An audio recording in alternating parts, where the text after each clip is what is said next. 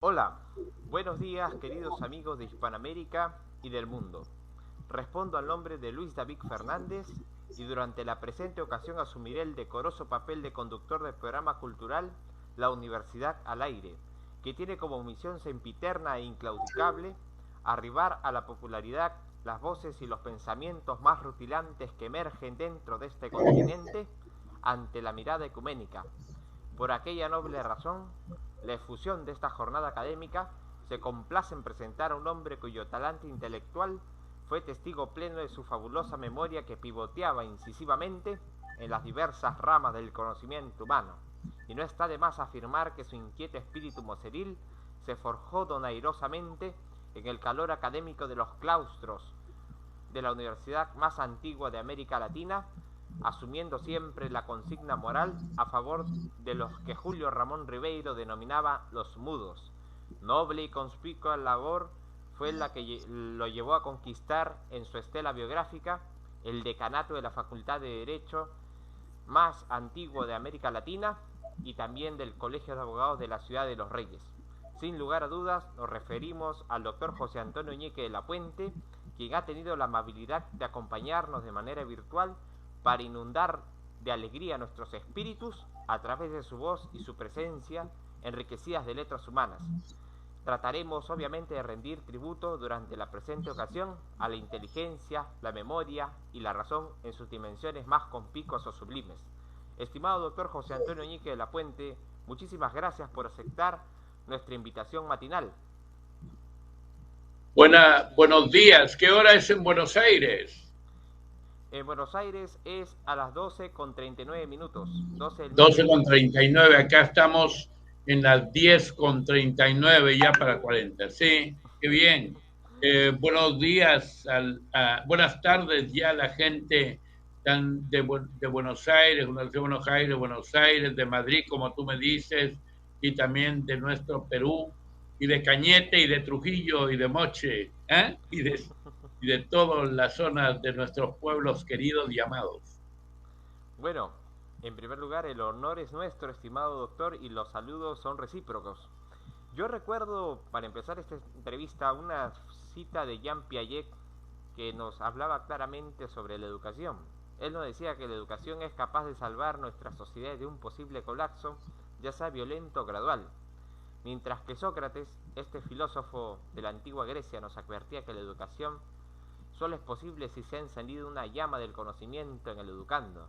En ese sentido, estimado doctor José Antonio Ñique de la Puente, ¿qué recuerdos le trae consigo la evocación de su participación estudiantil en el Colegio Santo Domingo de Guzmán, en la Escuela Infantil de Moche, en la secundaria en el Colegio José Faustino Sánchez Carrión y el Colegio Nacional San Juan de Trujillo? Por favor, estimado José Antonio Ñique de la Puente, tiene el uso de la palabra. Bueno, en primer lugar, decirle, como dijo Ortega y Gasset, que el hombre es él y su circunstancia, y que además no debemos olvidar que la socialización primaria es la casa, luego la socialización secundaria es la escuela, el colegio, la educación primaria, secundaria, terciaria, universitaria, posgrados, etcétera.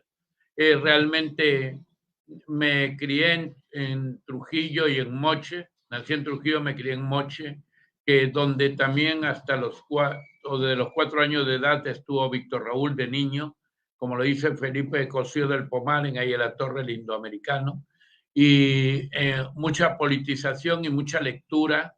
Tuvimos profesoras, las madres dominicas, y también una profesora que había enseñado las primeras letras también a Víctor Raúl, ya estaba nonagenaria, Natalia Alba, que le decíamos la señorita Vitalia. Un día le dije a Javier Árbol Landino, cuando nos encontramos en el colegio de Lima, le conté que me enseñó Vitalia Alba, me dijo mi tía, así es. Y realmente ese cariño que prodigaron, y la señorita Corina Quirós Castañeda, hermana del primer fusilado en la Revolución de Trujillo de 1932, de 20 años de edad, Sergio Quirós Loaces. Lo puedes ver en la historia de Alfredo Rebasa Costa, la Revolución de Trujillo. Sí, y te cuento que las madres dominicas y todo eso influyeron mucho, y también el colegio de Moche, en la escuela, que ahora se llama Ramiro Ñique, y lleva el nombre de un tío mío, ¿no? Fueron de una educación enorme y también nos enseñaban el espíritu campechano, sencillo, democrático, humanista.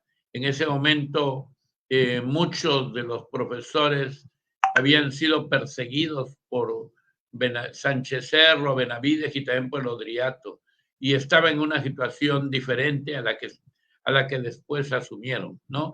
Pero los profesores siempre con un espíritu muy humanista y vallejiano. Vallejo dejó su impronta en nosotros y el Grupo Norte, de Alcides Belisario Espelucín, Francisco Espelucín Vega, de José Eulogio Garrido, de Santiago Martín Lynch. Lo puedes ver en la fotografía sobre el Grupo Norte, Víctor Raúl de la Torre, César Vallejo, y el financista del Grupo Norte, Juan Vega Rabines, desde Ascope, en Ascope estaban muchos genios de la literatura, donde ha salido Teodoro Rivero Ayón también, que me enseñó a mí en el colegio. ¿Ah?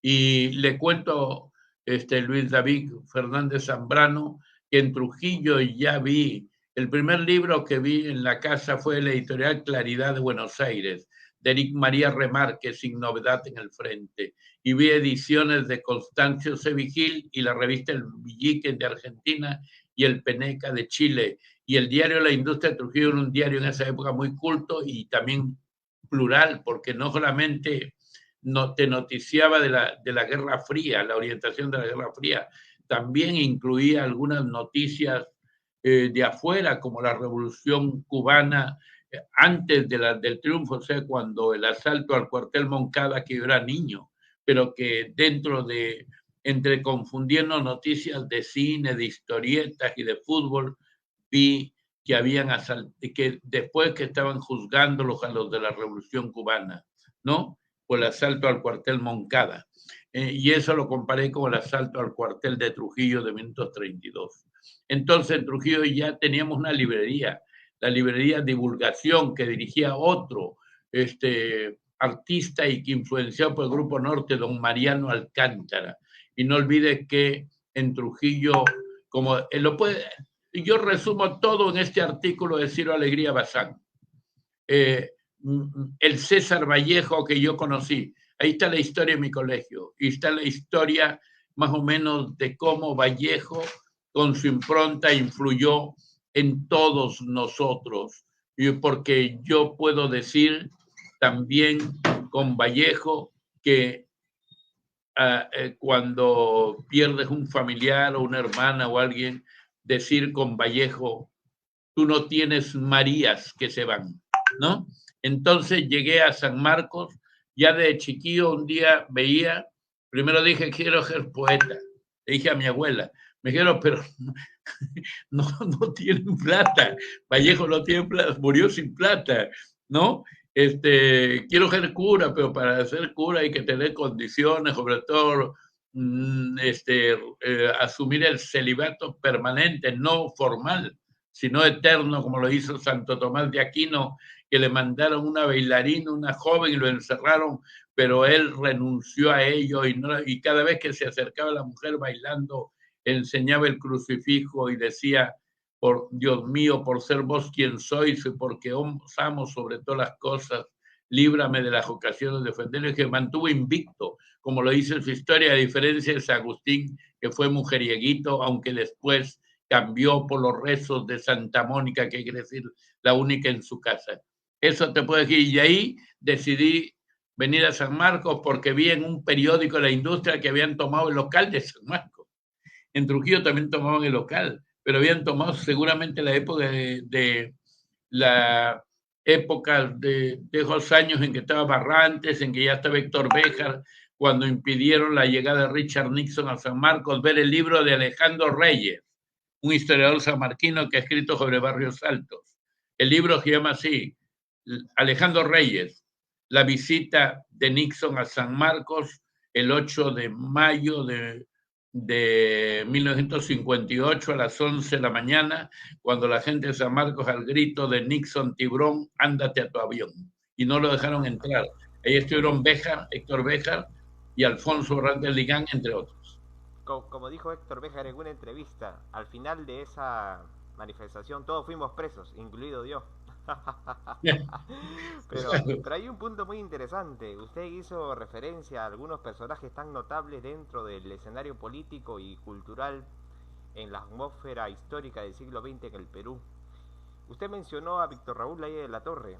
En ese sentido quería formularle la siguiente pregunta, estimado doctor José Antonio Iñique de la Puente. ¿Usted tuvo alguna vez trato con Víctor Raúl Laya de la Torre de manera directa? ¿Recuerda esos sucesos y tendría la amabilidad de contarnos los detalles, por favor? Bueno, el día en el retorno a la constitucionalidad, a él lo expulsa Odría con una resolución suprema, ¿no? Y se va al aeropuerto de Limatambo y ahí lo embarcan en avión Panagra. Pero no solamente el acuerdo entre el gobierno colombiano y el gobierno peruano fue que el gobierno de Colombia lo entregue a la embajada al gobierno peruano, al Ministerio de Gobierno y Policía, no se llamaba Interior. Lo llevaron a la Plaza Italia, verifiquen, la Plaza Italia quedaba el Ministerio del Interior, la Plaza Italia. Y de la Plaza Italia le tomaron solo su manifestación, no le preguntaron nada porque así era el acuerdo. Y ya en la mañana había salido la resolución de expulsión, que es horrible la resolución de expulsión. Por eso nosotros nunca estuvimos de acuerdo con el pacto, con la coalición, porque Odría había tratado muy mal a Víctor Raúl y también al pueblo de Trujillo, ¿no? Al menos en lo político me refiero, ¿no? Y entonces ahí fue, pero en el retorno y en Italia, su secretario personal a partir de 1957 fue Ricardo Ñique, que ahora vive al lado de la Plaza Tirso de Molina en Madrid, ¿ya? En la plaza ahí cerca. Yo he estado ahí también en Tirso de Molina, sí. Y entonces fue su secretario. Y luego él retorna a la constitucionalidad en 1957 a Trujillo y llega primero a Moche. Y al bajar mi casa queda en la Plaza de Armas de Moche, hasta ahora una casa de rejas, ¿ya? Y yo estaba parado ahí en esa época, pues todavía recién tenía 10 años, ¿ya? O menos. Y vi la entrada y ahí Pío Celestino, que es un intelectual peruano que está en Estados Unidos y enseñó en Estados Unidos igual que Eduardo González Viaña, son los dos intelectuales y tú también que has estado ahí, ¿no? Entonces, cuando entraba por la Plaza de Armas, dijo, en estos momentos ingresa, imagínate la memoria que yo tenía, era niño, en estos momentos ingresa el ejemplo más grande del heroísmo civil y la grandeza histórica. Yo escuché y cómo lo capté y te lo puedo contar esta mañana, ¿no? Porque comía mucho pescado, buena leche de vaca y sin ninguna mezcla y además, como me dijo Luciano Castillo, secreto para la vida de los estoicos, vida higiénica y caminar, ¿no? Y meditar con Neruda en Universo.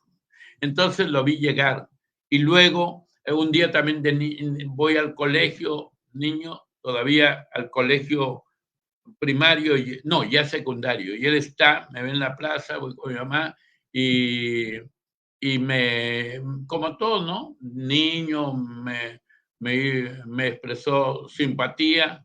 Te cuento que él era familia de mi abuela, carnal. Sí, no olvides de los Martín de Cárdenas y de los de la Puente Alta. Sí, entonces me trató muy bien. Pero también en ese momento se produce la cuestión con el APRA rebelde y el año 59, el Congreso, donde Luis de la Puente Uceda plantea la defensa de los principios primigenios y la democracia interna, ¿no? Y el año 61 ocurre su apresamiento, ¿no?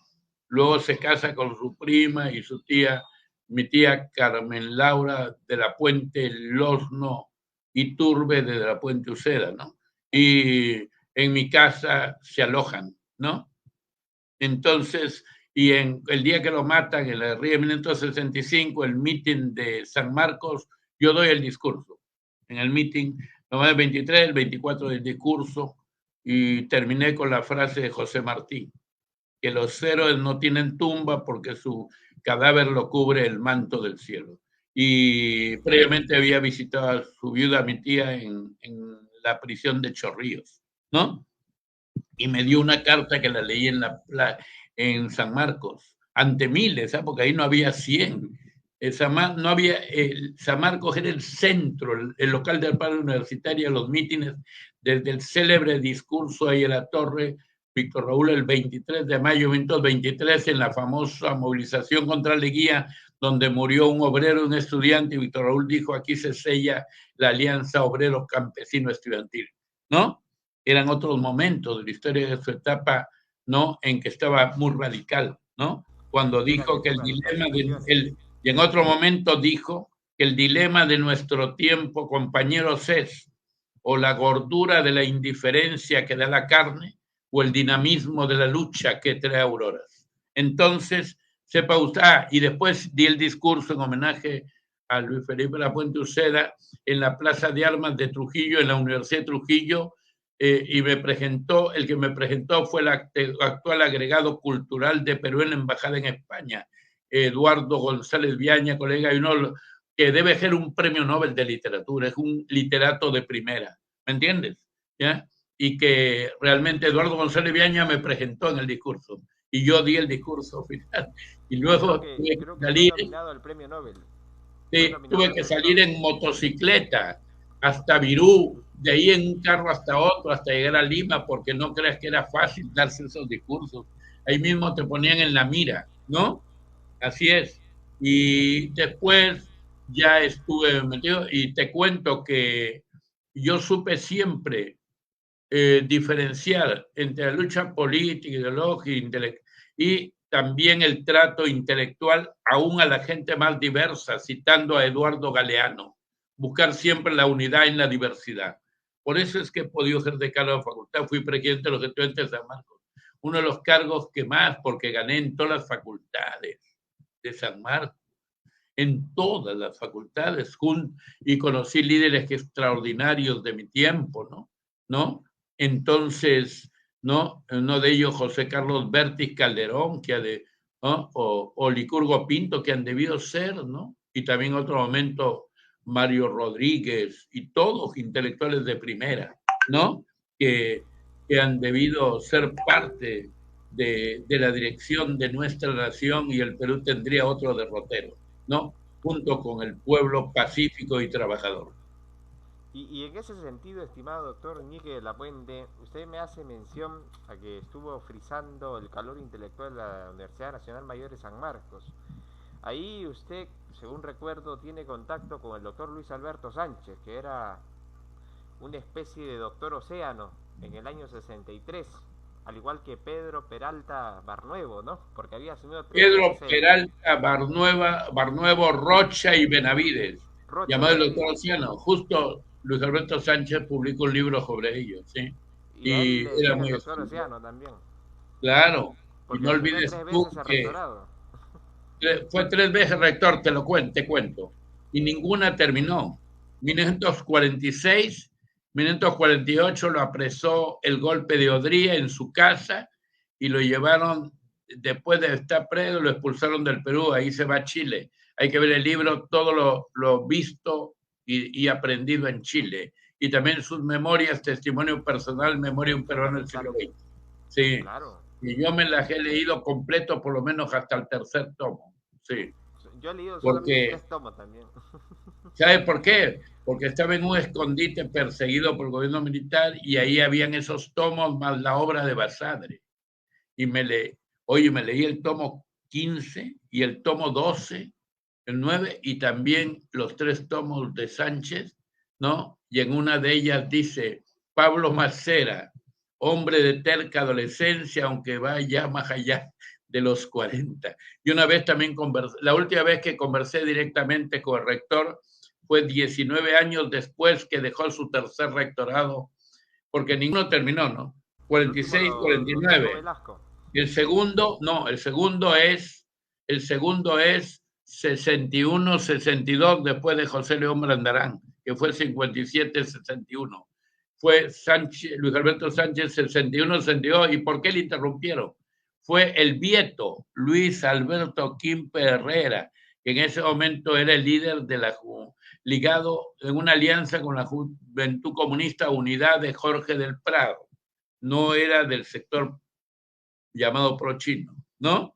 Y en ese momento, el Vieto Quimper, que ha fallecido el año pasado, o este año, dijo que era incompatible el cargo de senador y el rector, y tuvo que dejar el rectorado y asumió el vicedecano, vicerrector, que era de veterinaria, el doctor Mauricio San Martín, durante cuyo rectorado ingresé. Pero luego vino el doctor Luis Alberto Sánchez en 1966, nuevamente rector, y duró hasta, porque modificaron la ley en el Parlamento, claro, que no era incompatible el cargo de senador y de rector, ¿no?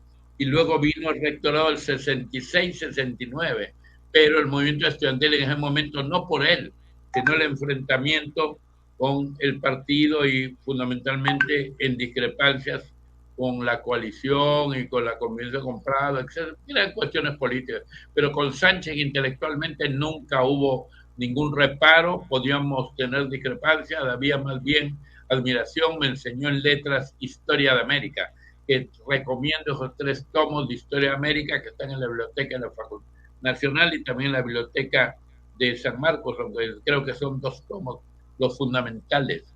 Y sepa usted que nosotros leímos también su Historia de la Literatura y de Augusto Tamayo Vargas, la historia de la literatura peruana, porque cuando estaba en letras, el decano fue Augusto Tamayo Vargas, y el vicedecano José Jiménez Borges, imagínate tú, y estaban Emilio Adolfo Westphalen, Dora Bazán, Marta Gillibrand de Altuve en ese momento, Alberto Tauro del Pino de la Enciclopedia Ilustrada del Perú, Javier Purgal Vidal de las 8 regiones naturales, Pablo Macera Dalorzo de Visión Histórica del Perú del Paleolítico a 1968, conversaciones con Basadre y sus temas de historia. Y estaba todos ellos, y entre otros Carlos Daniel Valcárcel Esparza, Estuardo Núñez, que era el mayor de todos, ¿no? Claro. Y sepa usted que estaba Ela Dunbar Temple, ¿no? Y estaban gentes así de primer nivel, y tenemos relaciones con la Facultad de Educación donde estaba Emilio Barrantes, ¿ah? Manuel Argüelles, y imagínate una educación que venía desde José Antonio Encinas, ¿no?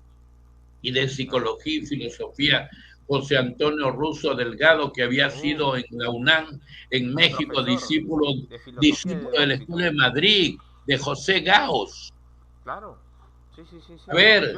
Yo recuerdo eso porque un poeta de la generación del 60 llamado Juan Cristóbal publicó un libro en el año 2014 llamado Mar de mis entrañas, en donde retrata que en los años 60 fundamentalmente él estaba como representante de la Facultad de Letras y bueno, según sus palabras, Sánchez quería retirar a los profesores que no tenían título profesional, y muchos poetas de gran renombre internacional, peruanos por supuesto, y que eran docentes en la Universidad de San Marcos, no tenían el título, pero tenían un prestigio académico de puertas abiertas. Entonces, se pedía la firma de muchos profesores para oponerse a la voluntad de Luis Alberto Sánchez, y uno de los que firmó, por supuesto, fue José Antonio Russo Delgado. Y hubo una gran polémica, esa es una polémica que muy pocos recuerdan, entre José Antonio Russo Delgado y Luis Alberto Sánchez, ¿no? Y fue una polémica en la cual José Antonio Russo Delgado, que fue aprista en un momento, tuvo la razón y ganó la polémica. Yo tengo el libro, le voy a prestar luego cuando lo conozca presencialmente para mostrarle esa página porque me impactó mucho. Y para que veas, sí. Y también, por supuesto, usted hizo mención a Estuardo Núñez, que fue discípulo de Luis Alberto Sánchez, y que también, por ejemplo, retrató que cuando él le gustaba ver los boxeos de joven, ahí en Lima, dice que vio a Luis Alberto Sánchez como árbitro de un boxeo entre 2 grandes portentosos luchadores de América Latina. Así que me parece una faceta muy importante que está involucrada en su estela biográfica y lo felicito mucho. Y quería preguntarle en ese sentido, doctor José Antonio, ¿cuál fue su relación directa con el doctor José Jiménez Borjas, quien fue presidente de la Academia Peruana de la Lengua? El doctor Jiménez Borjas fue el vicedecano de la Facultad de Letras cuando yo era miembro del Consejo de Facultad de Letras, y en ese momento planteé un homenaje a la Revolución Cubana el 26 de julio de 1966, y con mucha muñeca política y habilidad lingüística, el más grande lingüista que ha sido José Jiménez Borja, a quien le encargaron corregir la Constitución de 1979 del 2, por eso es que la Constitución del 79 tiene una excelente construcción gramatical y en su preámbulo a diferencia en el 93, porque fue revisada por José Jiménez Borja por encargo de Luis Alberto Sánchez y también casi en agonía, antes de entrar en agonía, Víctor Raúl. Recomendaron a José Jiménez Borja junto con otros intelectuales y ahí también estaba Aníbal Idmo Escairo, que fue un sociólogo formidable, también casado con una señora de Extremadura, España, de Cáceres, Trujillo de Extremadura, ¿no? Y la señora Gascón de Idmoes. Entonces, decirle a usted que en ese momento José Jiménez Borja dijo así: el delegado Ñique ha planteado el homenaje a la Revolución Cubana y anotamos lo siguiente, anotó en el acta, haciendo votos, abogando, ahí está la habilidad política, haciendo votos por su más plena realización humana, ¿ya? Entonces yo tampoco le hice cuestión de Estado porque había logrado mi objetivo. Yo también tengo mi muñeca política porque aprendí, ¿no? De Trujillo, a mí siempre me dijeron que en Trujillo hay mucha habilidad política, ¿no? Además, Trujillo ha sido la cuna de la política, ¿no? Víctor Raúl ahí Trujillo de no la Torre salió de ahí. necesitaba, claro, y mucho. Antenor ¿no? Orrego. Y no olvides que Antenor tampoco tenía título. Y Pero lo yo hicieron recuerdo una rector, anécdota. lo hicieron rector con el honoris causa que le otorgaron. Y lo eligieron rector el 24 de mayo de 1946. La mejor historia es la de Teodoro Rivero Ayllón, titulado Vallejo y ese 15 de abril. Ahí están esos datos. Continúe, doctor Luis David Fernández Zambrano. Yo quería aprovechar este momento porque había leído un libro de un simpatizante aprista que se llama Orestes Toledo. Y Orestes Toledo publicó un libro sobre la vida de Víctor Raúl Aya de la Torre, pero también sobre otros entrañables personajes del partido aprista, y entre ellos se encontraba Antenor Orrego. Y dice que en la Universidad de Trujillo, obviamente le increpaban el hecho de que Antenor Orrego no tenía el título, de doctor o título profesional, y todo el mundo le increpaba eso, al menos la plana docente, ¿no? Y se levantó un personaje del fondo de la reunión y dijo: miren doctores, yo soy doctor en Derecho, soy doctor en Filosofía, soy doctor en Literatura y tengo muchos grados y daría todos mis títulos por tener aunque sea la quinta parte de lo que sabe el maestro Antenor Orrego. Bastó eso para que el mundo se quedara estupefacto y aplaudieran al maestro. Escuche, Luis David Fernández Zambrano, yo también defendí la posición de Antenor Orrego y la posición de todos los intelectuales y conocí lo de Russo, porque no olvides que el doctor Russo Delgado me quería tanto que me obsequió mucho su obra, comenzando por Martin Heidegger y todo lo que escribió en la Universidad de San Carlos de Guatemala, y me contó sus persecuciones y el día en que lo detuvieron en el benavidismo, cuando él caminaba con Armando Villanueva, salieron de la inauguración del hipódromo de San Felipe y los acusaron de haber puesto una bomba, ¿no? Y luego también lo expulsan, tiene que asilarse y se asila en Guatemala y luego en México.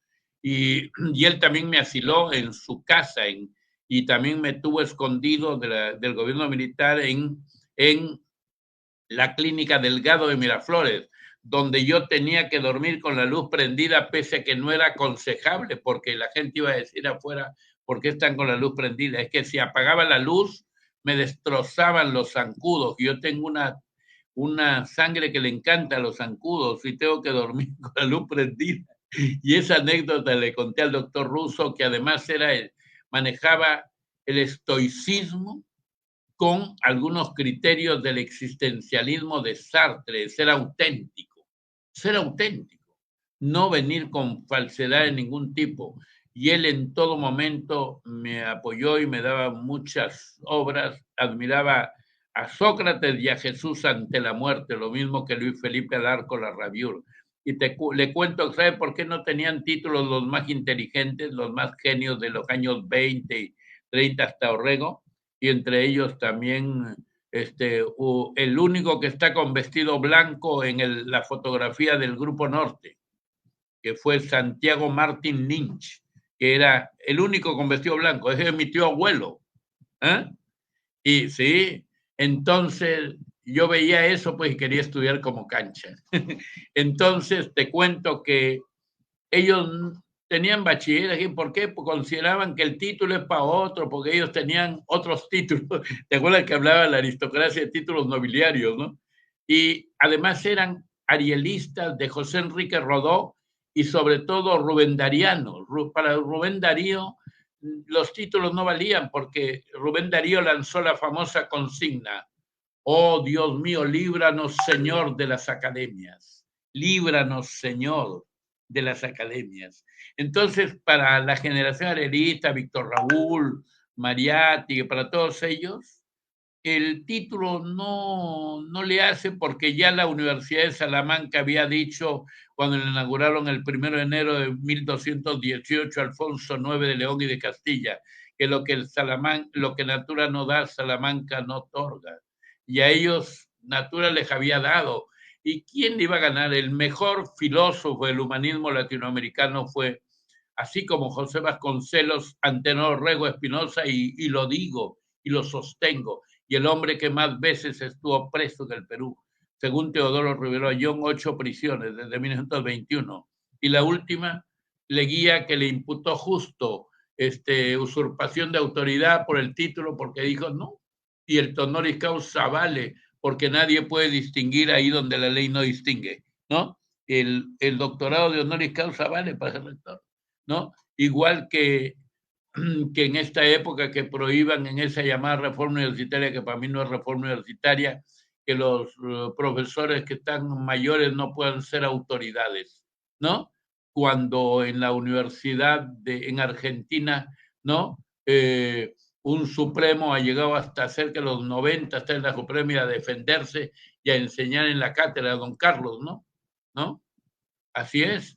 Y no olvide usted que toda esa generación de gentes que yo conocí eran hijos de la generación del centenario, y algunos hasta habían estado cerca, como Estuardo Núñez.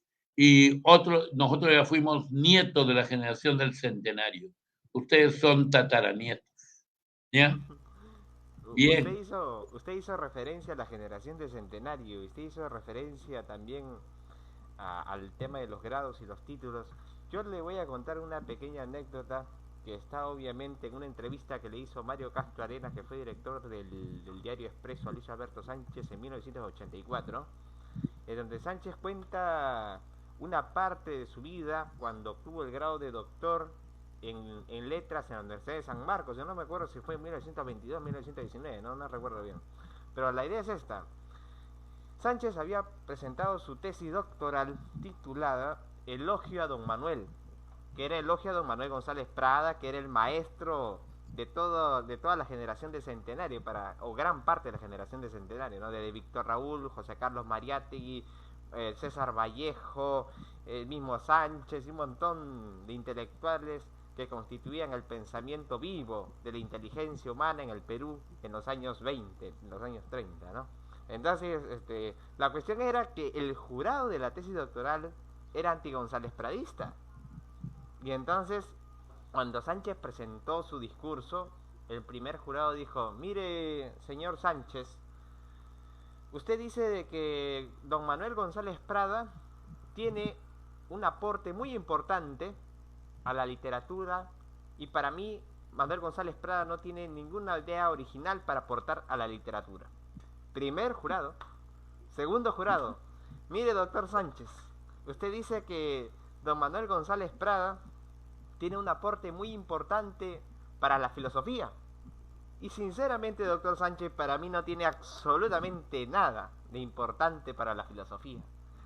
Y el tercero se paró y dijo: mire, doctor Sánchez, Pues, ya he escuchado su disertación, pero usted dice de que Manuel González Prada tiene un aporte original importante para el plano político. Para mí, particularmente, no tiene ninguna importancia en el plano político. Y entonces, ¿sabes lo que dijo Sánchez? Una respuesta muy inteligente dijo: miren, señores, tengo que pedirles disculpas. Entonces el jurado se quedó atónito. Pensaba que iba a reaccionar de una manera eufórica o iracunda, ¿no? Y dijo: yo tengo que pedirle disculpas. ¿Y por qué, doctor Sánchez?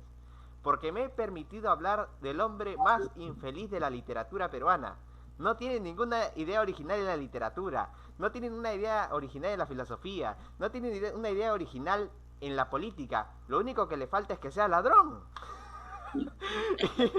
Y en eso el jurado se queda pues sorprendido y le da el grado de doctor en literatura a Sánchez, ¿no? Pero fue una época donde usted me decía que era bien complicado. Claro, era. Además, no olvides que Manuel González Prada tampoco buscó el título, porque se aburrió en una clase de derecho romano donde había un profesor apático.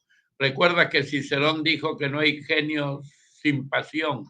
Este profesor no tenía pasión y entonces su clase era un bostezo hipopotámico sin fin.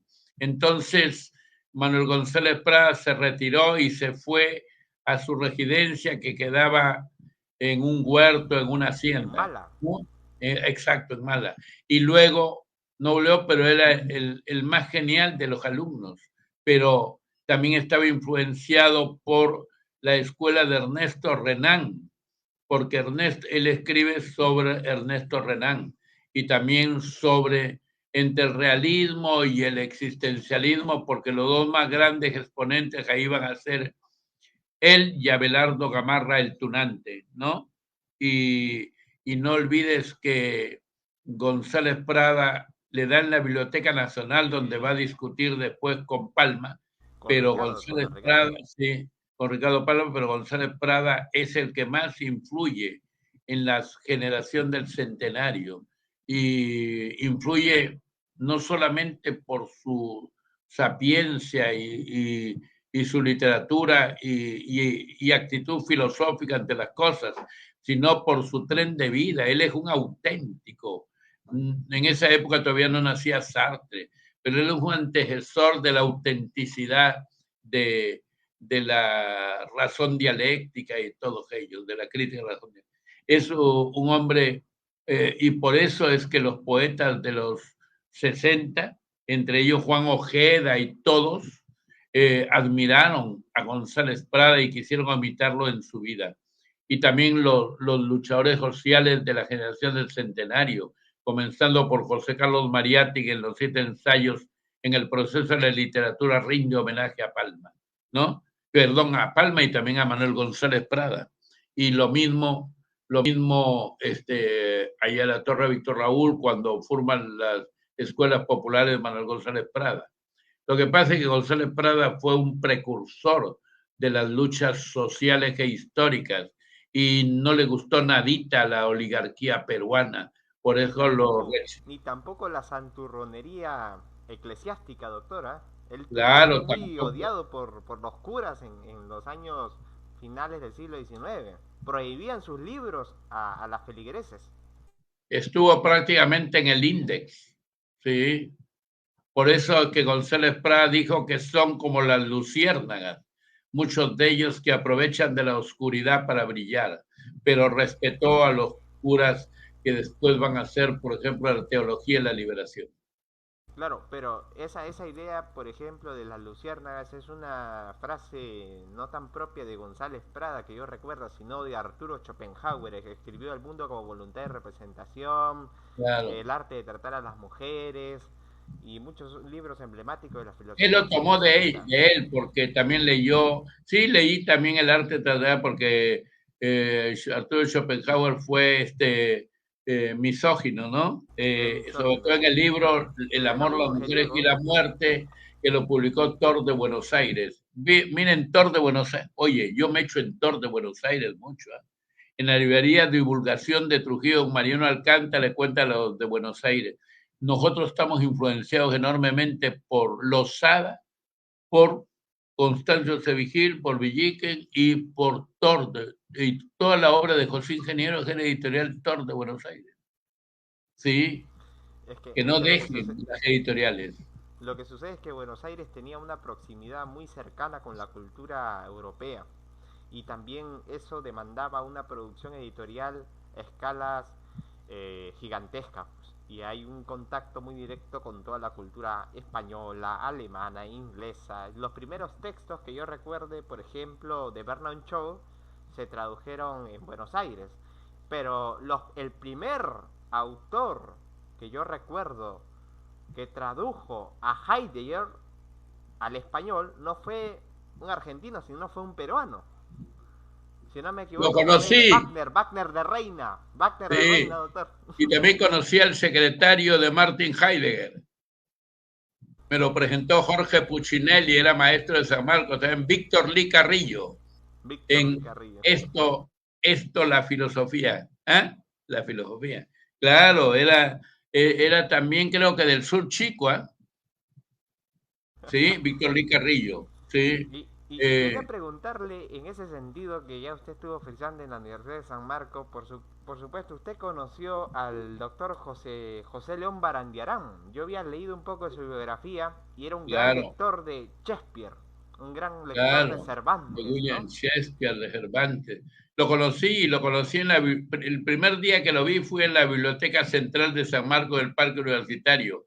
Y antes que yo lo salude, porque yo estaba leyendo, él se acercó y me saludó y dijo, ¿cómo está? Y nunca te saludaba solo preguntándote por ti, te decía cómo están en su casa, su mamá, su papá, su abuelita, sus hermanos. Él había nacido en Lambayeque el 9 de diciembre de 1899 junto a Río La Leche y falleció en Lima el 24 de julio de 1987. Se casó con una dama más de 17 años menor que él, Rebeca Hart de León Brandarán, y tuvo a sus hijos. Uno de ellos fue decano de la de Lima, José León Brandarán Hart, que murió en la cincuentena de la vida. Y José León Brandarán fue el decano de los admiradores de Vallejo. Él tiene una influencia enorme, una impronta vallejana, y llegó a Trujillo. Su primer lugar donde llega antes de San Marcos es a Trujillo.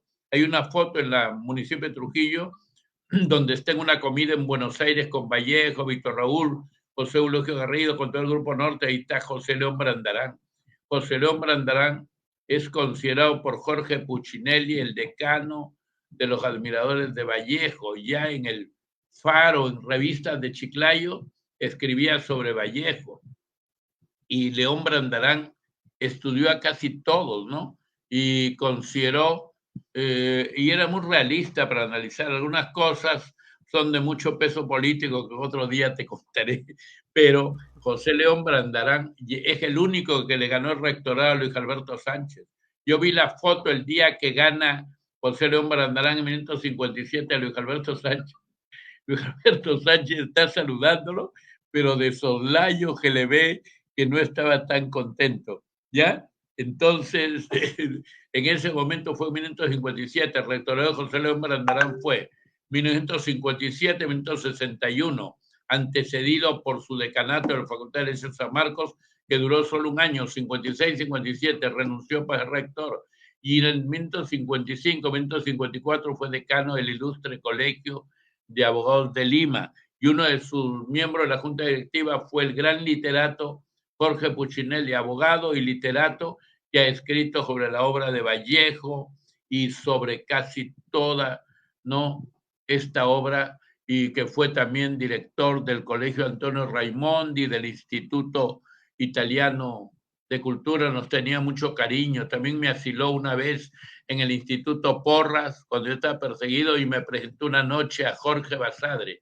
con estas palabras al maestro Basadre: don Jorge, le presento a Ñique. No olvide que Basadre había estado 2 veces preso, entre 1924 y 1927, porque él estudió Historia y Derecho en San Marcos. Y cuando terminó, salió de la última prisión. La primera lo metieron por escribir mientras que ellos se extienden contra la entrega de Talara a capitales extranjeros. Y la segunda, una apología de la Internacional del Himno Socialista, al que, para decirlo menos, le llamó así: el cantar de los cantares de los trabajadores e himno del porvenir.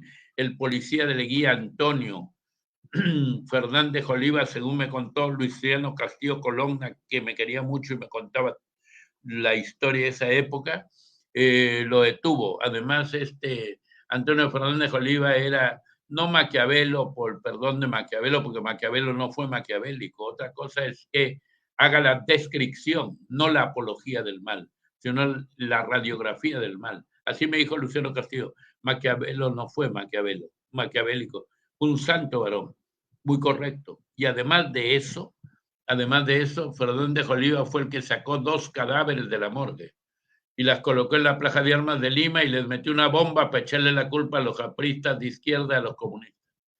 Y también hizo el famoso complot de Malpaso en 1927, ver Jorge Basadre, tomo 15, Historia de la República. Sí. Claro que sí. En ese sentido usted hizo mención a Jorge Basadre Grossman. Yo había leído mucho sus comentarios autobiográficos de Basadre y a mí me llamó mucho la atención, por supuesto, cuando cerraron la Universidad de San Marcos, si no me equivoco, que fue durante el gobierno de Luis Sánchez Cerro. Él viajó a Alemania y en Alemania tomó cursos libres en la Universidad de Berlín, Humboldt de Berlín, y también fue periodista y de esa manera costeaba su existencia en esa ciudad que ya había llegado Adolf Hitler al poder. Entonces, hay una anécdota que a mí me llama mucho de Basadre y la quiero compartir, porque Jorge Basadre en su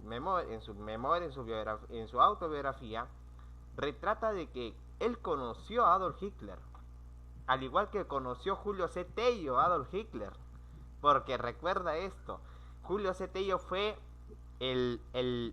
podría decirse el discípulo de don Ricardo Palma, y cuando Julio C. Tello viajó a Alemania, en Alemania Adolf Hitler ve su capacidad intelectual. Recordemos que Julio C. Tello estuvo acá en Perú, después se fue a Harvard, después se fue a Alemania, y en Alemania Hitler le dice lo siguiente, ¿no?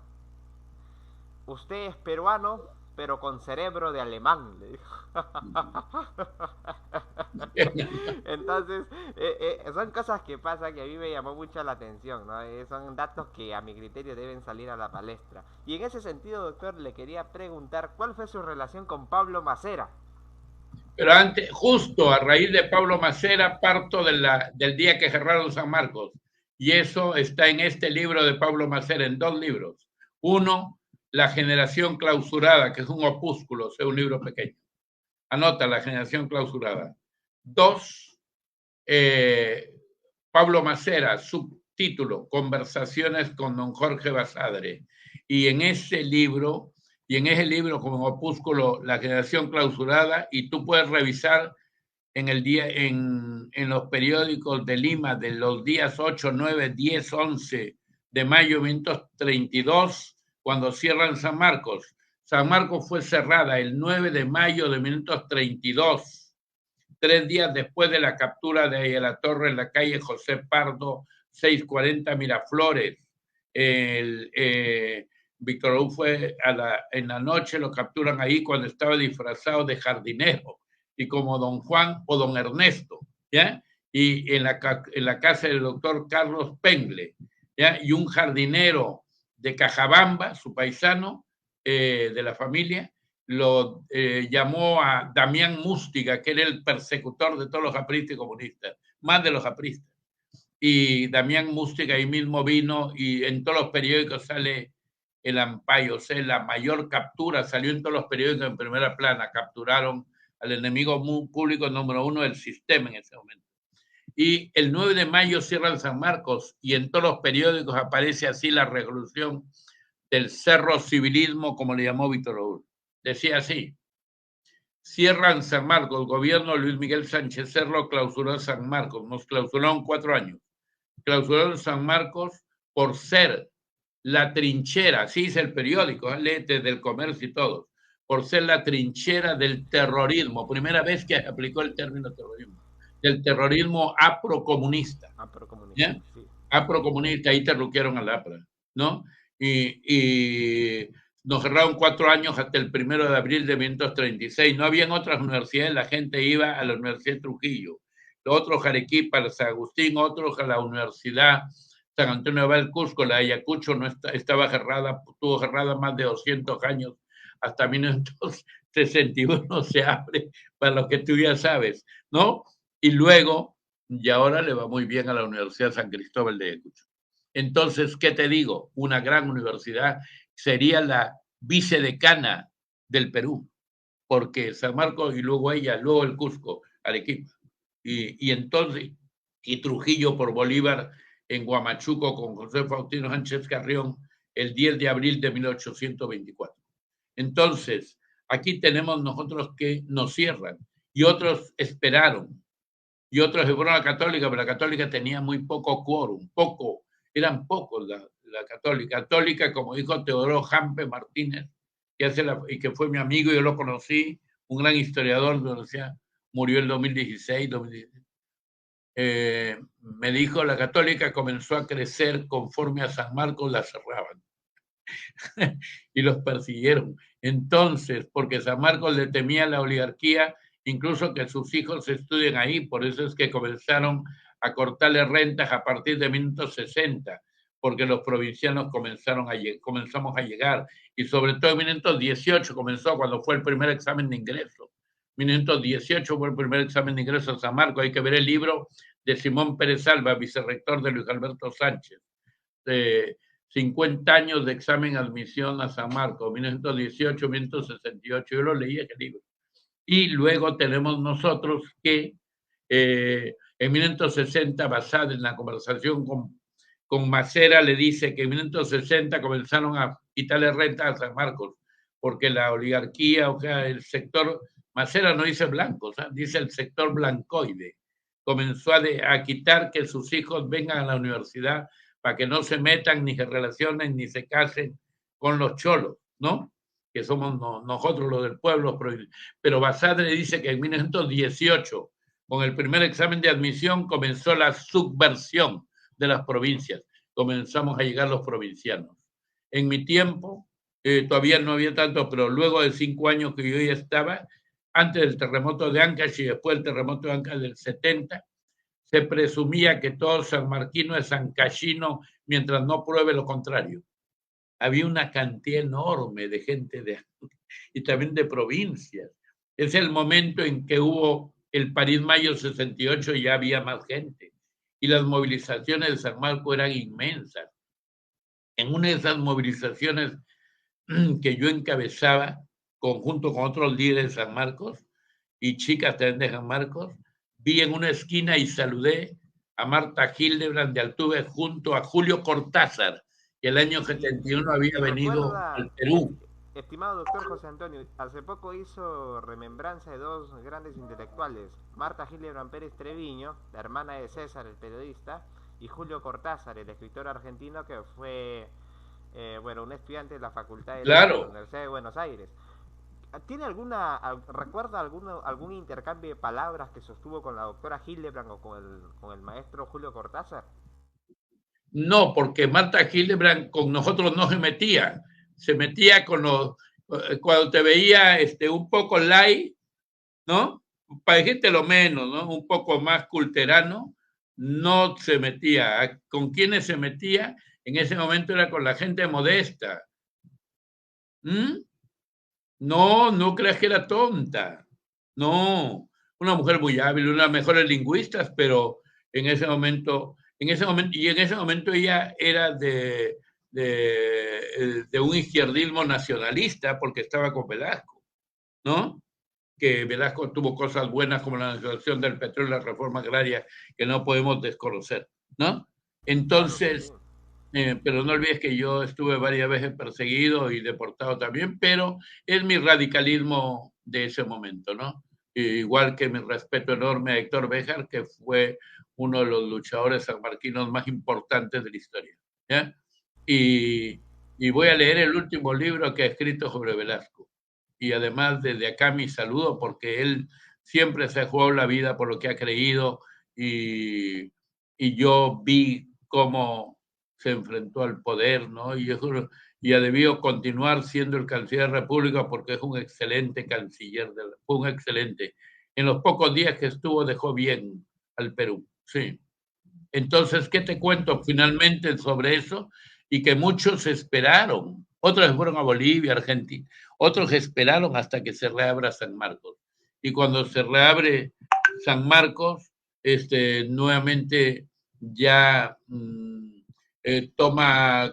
nuevamente toma composición y ya comienza a forjarse los estudios de psicología como profesión y también de educación, que comienza a volverse una facultad, desprendida de la Facultad de Letras, y la Facultad de Letras y Ciencias Humanas con todas las profesiones, después comienzan a separarse ciencias sociales, ¿no? Geografía y otras, pero yo estuve todavía en la Facultad de Letras y Ciencias Humanas siguiendo la escuela de Wilhelm Dilthey, 1833-1911, de las ciencias del espíritu.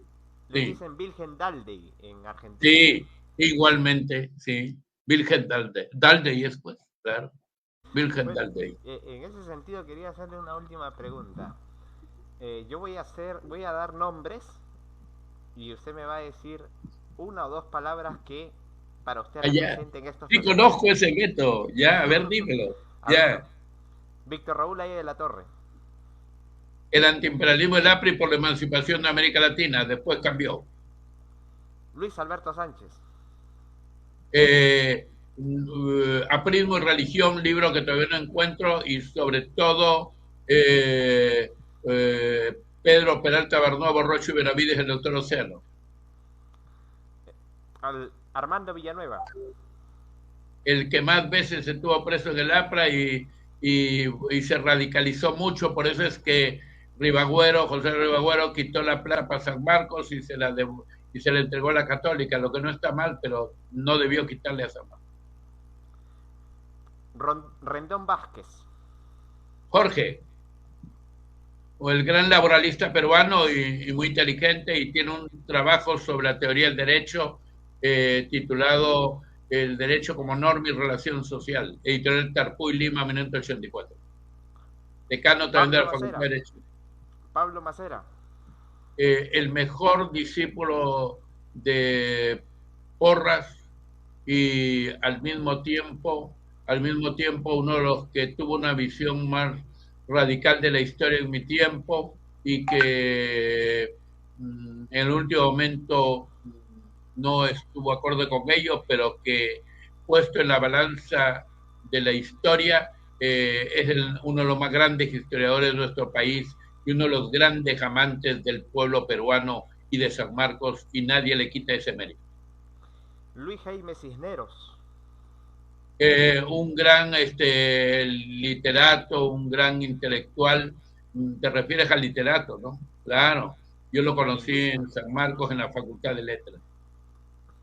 Y bueno, por último, a ver, aquí Alberto Fujimori, que no tiene nada que ver en el terreno intelectuales, pero creo que para este mundo es importante. Claro, está detenido y está preso, y realmente yo discrepé de su régimen, ¿no? Y eso es todo lo que te puedo decir. Doctor José Antonio Ñique de la Puente, para mí fue y es un gran honor tenerlo como entrevistado. Creo que este material audiovisual servirá para esta y la futura generación en su intento de comprender el pasado de la Universidad Nacional Mayor de San Marcos y también reconstruir por pedazos la historia y la cultura del Perú en el siglo XX.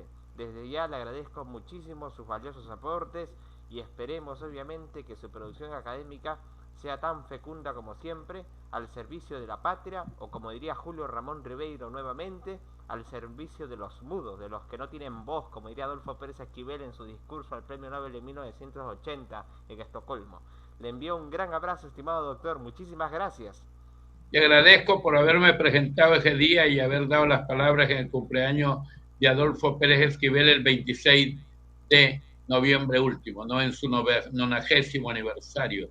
Mi saludo para él, para todas las profesoras de la Universidad de Buenos Aires que estuvieron, y también para Héctor Béjar, que nos acompañó desde Inglaterra, y para todos los que hoy día nos escuchan, damas, caballeros, de España, de Perú, de Buenos Aires, de todos los lugares donde ha llegado esto, y sobre todo me has visto que, como es una entrevista cultural e intelectual, no me has visto empleando los términos políticos, sino la eunomía y sobre todo la ética que siempre nos recomendaron que debe tener un profesor, porque en este momento me has entrevistado como profesor. Un abrazo.